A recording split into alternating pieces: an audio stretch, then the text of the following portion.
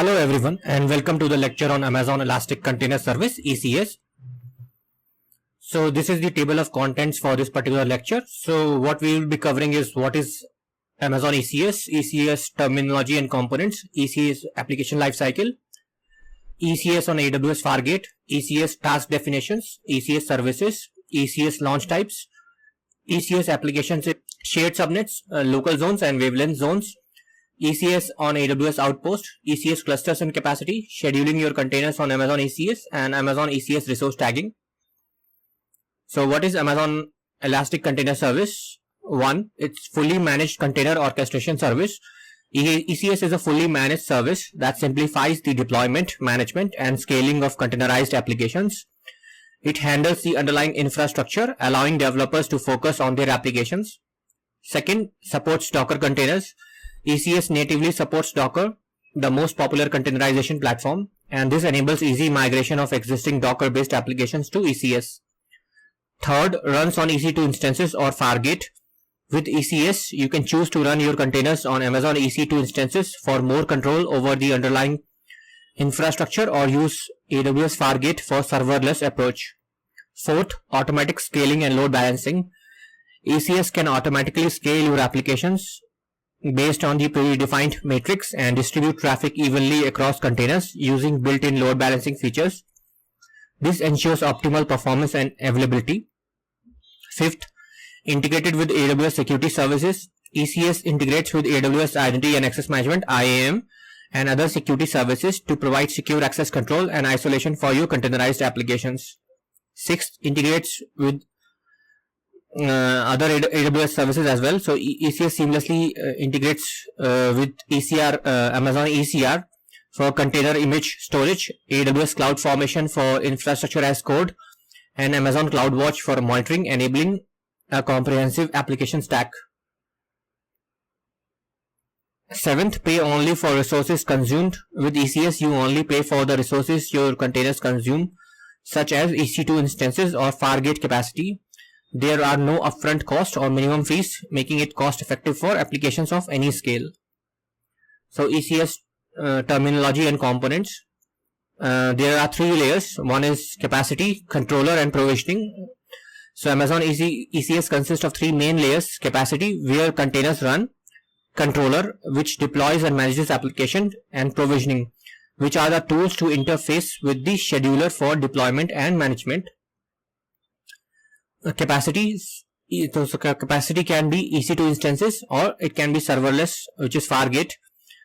Then it can have on-premises VMs or servers. Amazon ECS capacity can be Amazon EC2 instances managed by the user. Serverless with AWS Fargate, pay as you go, no server management, and you can also have on-premises VMs or servers using a technology called Amazon ECS Anywhere. Third, capacity locations. So the locations can be availability zones, local zones, wavelength zones, AWS regions, AWS Outpost. ECS capacity can be located in various AWS resources. So these were the locations that that you can deploy your ECS. So this will greatly provide the flexibility in deployment.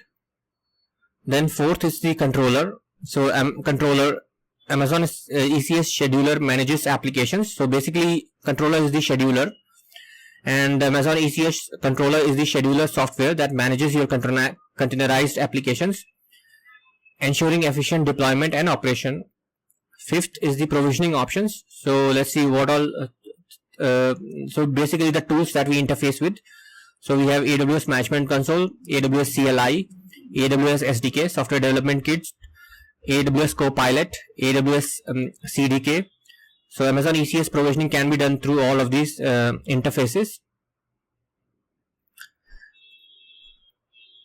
Okay, Amazon ECS application lifecycle. So you create a container image holding the application code, runtime, system tools and libraries, build images from a Docker file and store in a registry like Amazon ECR. So you just push your image to ECR. Then second, define an Amazon ECS task definition, specifying parameters like the container image, OS ports, and data volumes. The task definition serve as a blueprint for the application. So you will create a task definition. Third, define the task definition to deploy the task definition to an ECS cluster as a standalone task or as part of a service.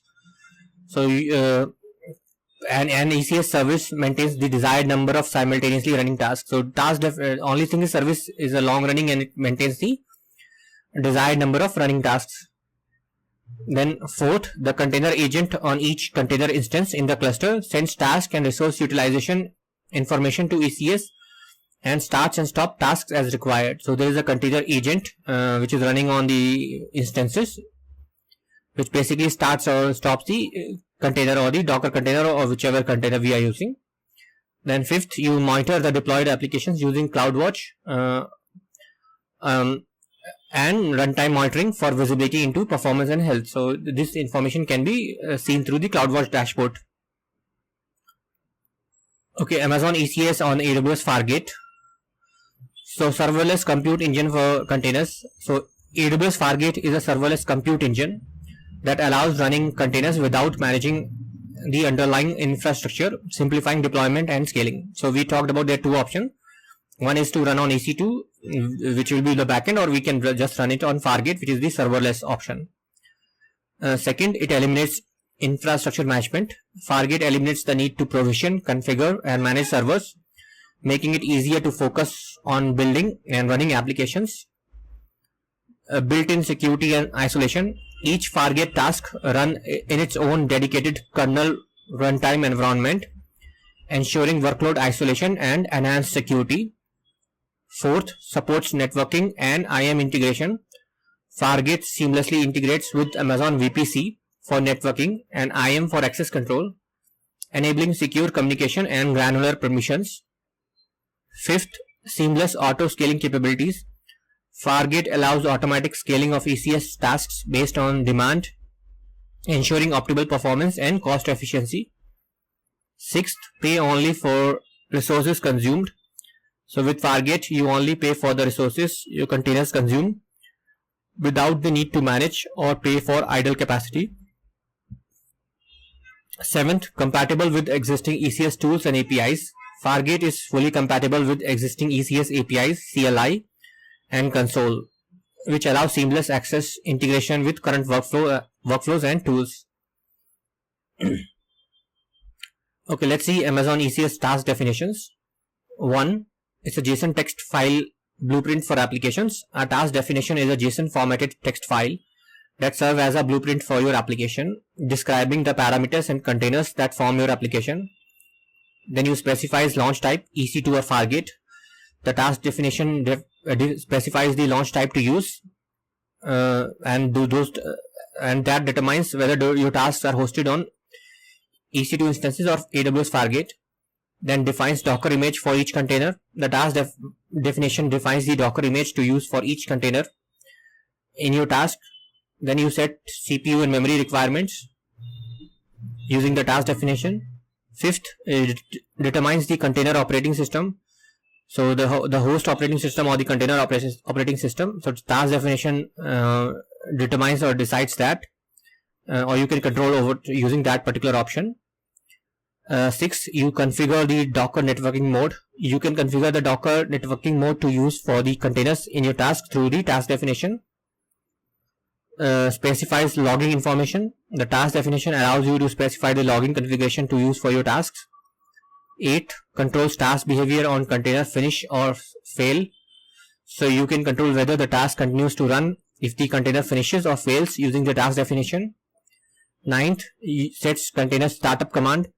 The task definition allows you to set the command that the container runs when it is started.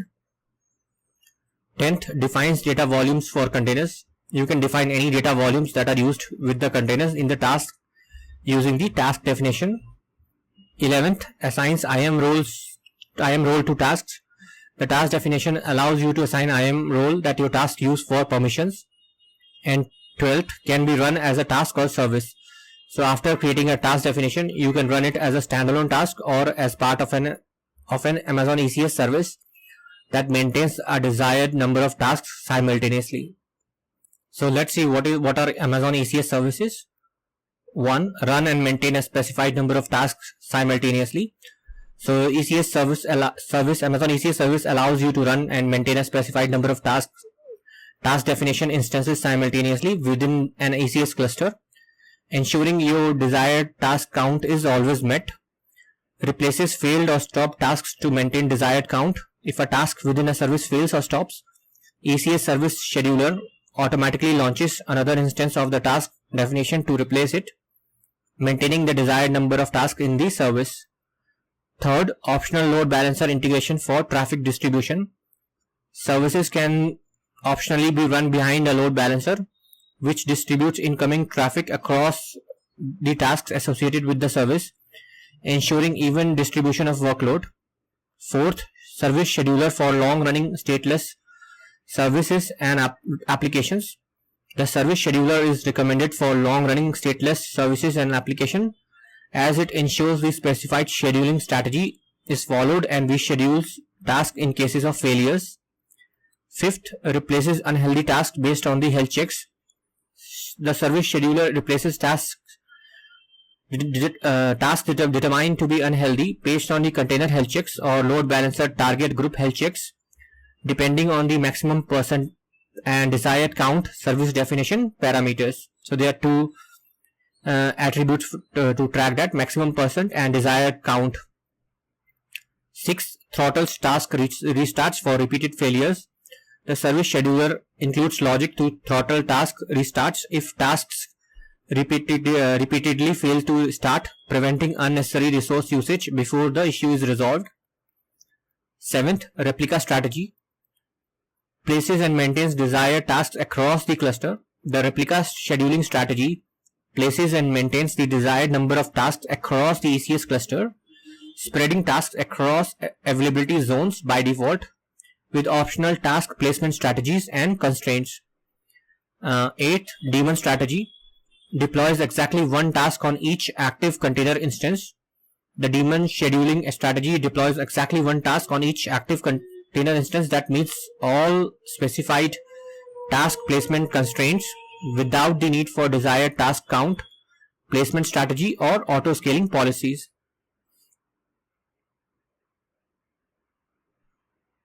Okay, Amazon ECS launch types. So we have seen this already, but we'll just quickly wrap it up. This particular slide. So Fargate launch type. This is serverless managed infrastructure, suitable for large workloads with low operational overhead. Focus on application, not the infrastructure. It's ideal for small workloads with occasional burst. It automatically scales for increased load. Perfect for tiny workloads. Efficiently runs without over provisioning. Well suited for batch workloads and spins up containers on demand. Terminates when complete. Then we have EC2 launch type, pre-optimized for large workloads. So you can group related containers in a task definition. You can link containers or shared purpose. So containers can be linked or shared. So basically there is some kind of orchestration or communication happening with the containers. Then create services to maintain desired tasks, which ensures high availability. Then update services to scale tasks or deploy new versions. So based on the application requirement, you can update services to scale tasks or deploy new versions. So these two are by default the default option, but there is one more, which is external launch type, which is on-premises servers or VMs. So run your containerized applications on your on-premises servers or virtual machines, providing flexibility and control over your infrastructure. Manage your on-premises servers or VMs remotely by registering them to your Amazon ECS cluster, allowing you to use ECS features and benefits. And it enables the use of Amazon ECS Anywhere technology, which allows you to extend the ECS experience to your on-premises environment. Okay, Amazon ECS applications in shared subnets, local zones, and wavelength zones. So Amazon ECS supports workloads using local zones, wavelength zones, and AWS Outpost. Amazon ECS provides flexibility in deploying containerized application across various infrastructure. Second is local zones. which is an extension of an AWS region for resources closer to end users. Local zones allows you to place resources in multiple locations closer to your end users, reducing latency and improving application performance. Third, wavelength zones, ultra low latency applications for 5G devices and end users.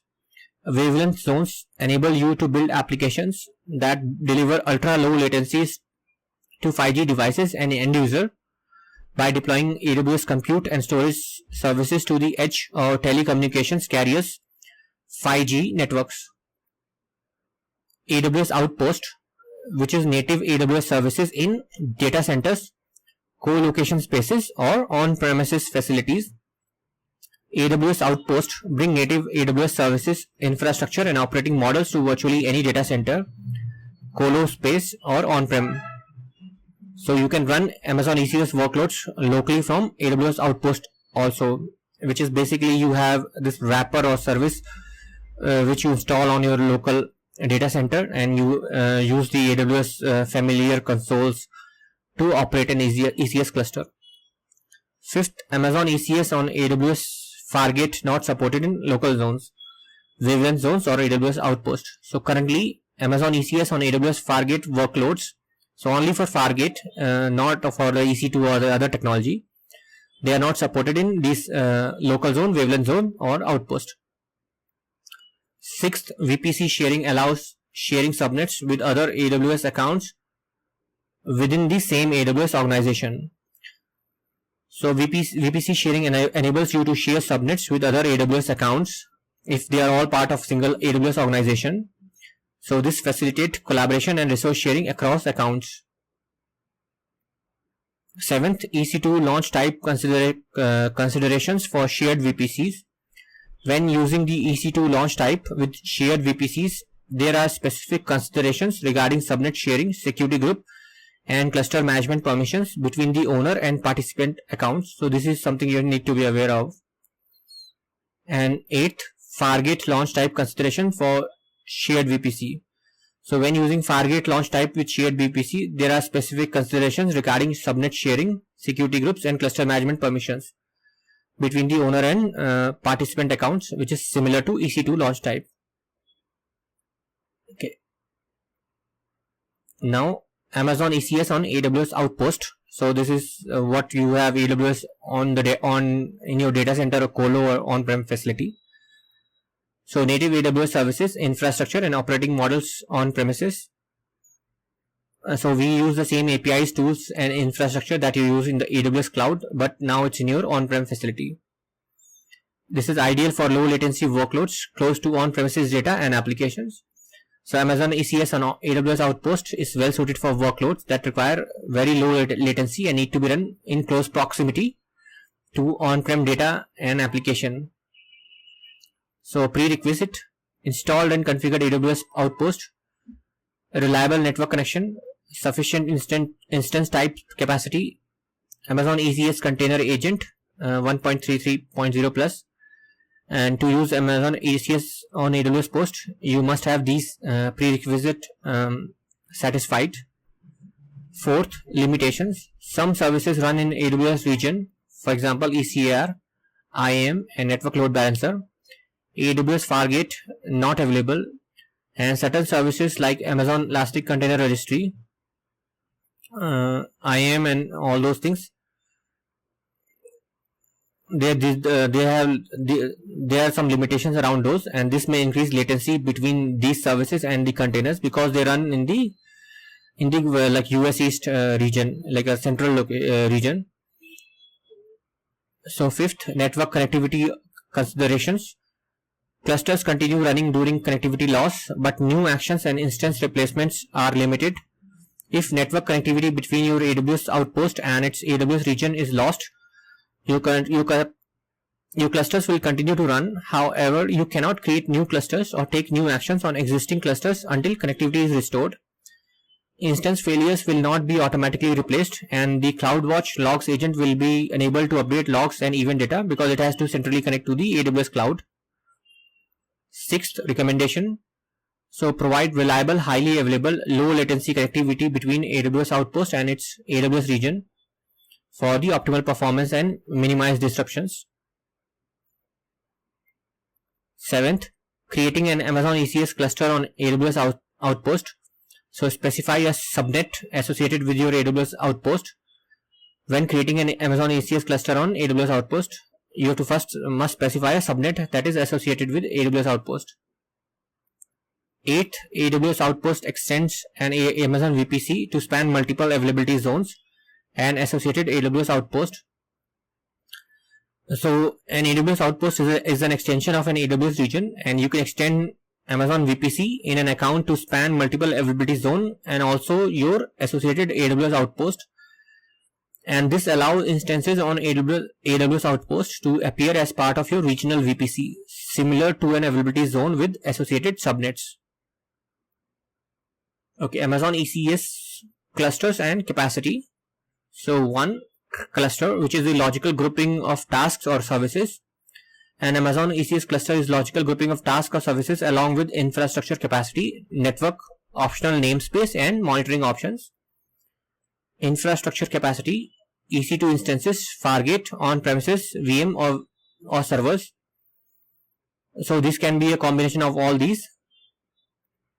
Network, VPC and subnet where tasks and services run. So the network for ECS cluster consists of VPCs and subnet.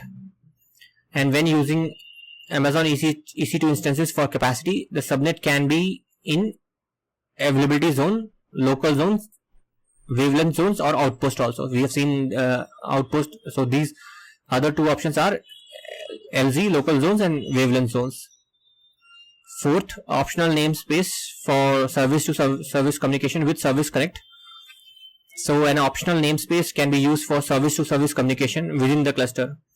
Using Amazon ECS Service Connect technology, there is one more technology called ECS Service Connect. 5th, monitoring option, CloudWatch Container Insights, which is additional cost.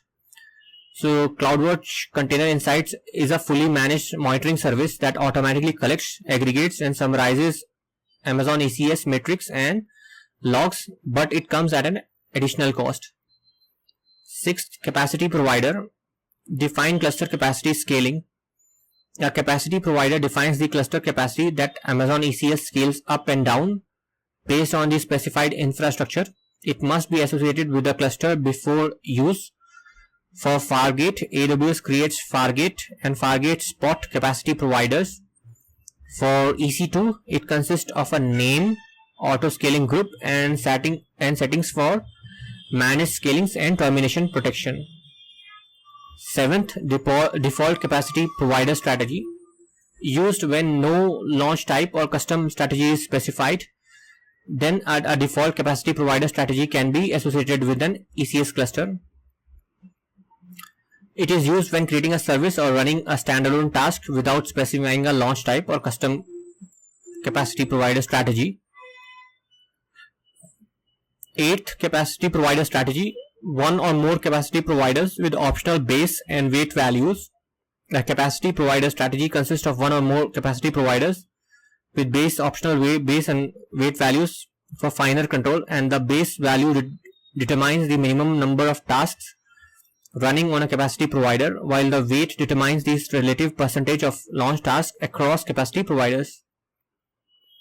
Okay, scheduling your containers on Amazon ECS. 1. Shared state optimistic concurrency system.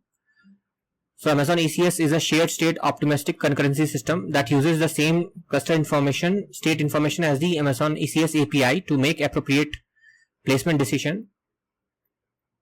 Amazon ECS provides flexible scheduling capacities for your containerized workloads, allowing you to customize task placements and scheduling based on your specific requirements. The service scheduler is suitable for long-running stateless services and applications, ensuring that the specified scheduling strategy is followed and the tasks are rescheduled when failures occur. 4th, standalone tasks are ideal for processes such as batch jobs that perform work and then stop, allowing you to run tasks on demand based on custom triggers. You can specify task placement strategies and constraints to control how tasks are distributed across your cluster, such as running tasks across multiple availability zones or within a single availability zone. The service scheduler automatically reschedules tasks when the underlying infrastructure fails, ensuring that your desired task count is maintained. When tasks are determined to be unhealthy based on container health checks or load balancer target group health checks, the service scheduler replaces them with healthy tasks while maintaining the desired count. The replica strategy places and maintains the desired number of tasks across your cluster, while daemon strategy deploys exactly one task on each active container instance that meets the specified placement constraints.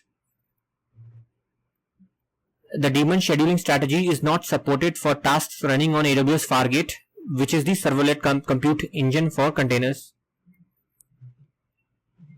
The service scheduler can optionally register tasks with an elastic load balancer, ensuring that traffic is distributed evenly across healthy tasks.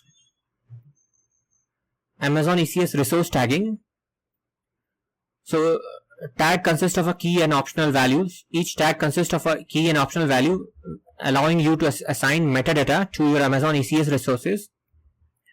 You can use tags to categorize your Amazon ECS resources in different ways, such as by purpose, by owner, or by environment, making it easier to manage resources when you have many of the same type.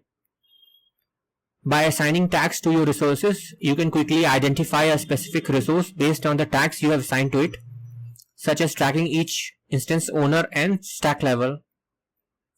Tags can be used for your cost and usage reports, allowing you to analyze the cost and usage of your Amazon ECS resources based on the tags assigned to them. It is recommended to devise a set of tag keys that meets your needs for each resource type, using a consistent set of tag keys for easier management of your resources. You can search and filter your resources based on the tags you have added, making it easier to find and manage specific resources. Tags can be edited or removed at any time, allowing you to update the metadata associated with your resources as needed. You can set the values of a tag to an empty string but not to null. If you use AWS Identity and Access Management (IAM), you can control which users in your AWS account have permissions to manage tags, ensuring that only authorized users can modify the resource metadata. There are several ways to tag your Amazon ECS resources, including manual tagging using AWS Management Console API, CLI, or SDKs, selecting the Amazon ECS Manage Tags option when creating service or running tasks, and automatic tagging by Amazon ECS for newly launched tasks. And that's all. Thanks for watching.